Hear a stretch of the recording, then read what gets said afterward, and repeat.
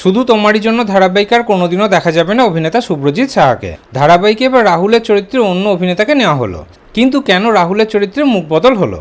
ধারাবাহিকে কেন আর তাকে দেখা যাবে না? বেশ কয়েকদিন আগেই তো আমরা জানতে পেরেছিলাম যে অভিনেতা শুভ্রজিৎ সাহা পায়ে গুরুতর চোট পেয়েছিলেন।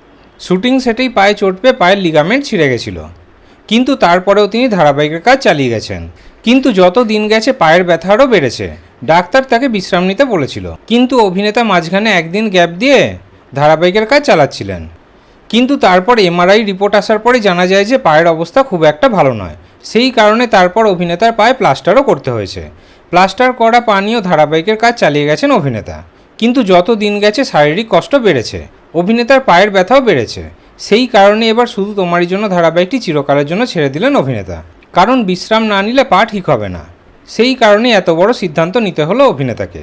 এই খবর পাওয়ার পর থেকেই সবাই ভাবছে যে তাহলে কি শুধু তোমার জন্য ধারাবাহিকটি শেষ হয়ে যাবে, নাকি ধারাবাহিকে রাহুলের চরিত্রে অন্য কাউকে আনা হবে।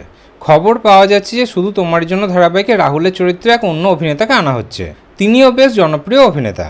যতদিন অভিনেতা শুভ্রজিৎ সাহার ধারাবাহিকের এপিসোড ব্যাংকিং রয়েছে, তারপর থেকেই ধারাবাহিকে রাহুলের চরিত্রে নাকি অভিনেতা রবি সাউকে দেখা যাবে, যাকে আপনারা এর আগে জীবনজ্যোতি, দুর্গা দুর্গেশ্বরী, রাধা এই সকল ধারাবাহিকে অভিনয় করতে দেখতে পেয়েছেন। তবে এখন খবর পাওয়া যাচ্ছে যে অভিনেতা সায়ন বসুর কাছেও অফার গেছে। সায়ন বসু মানে যাকে আপনারা 2 শালিক ধারাবাহিকে অভিনয় করতে দেখতে পেয়েছেন। রবি শাহ অথবা সায়ন বসু এই দুজনের মধ্যে যে কোনো একজনকেই নতুন রাহুল রূপে দেখা যাবে। তাহলে অভিনেতা শুভ্রজিৎ সাহাকে ছাড়া শুধু তোমার জন্য ধারাবাহিকটি কি ভালো লাগবে? এই বিষয়ে আপনাদের কি মতামত কমেন্টে অবশ্যই জানাবেন।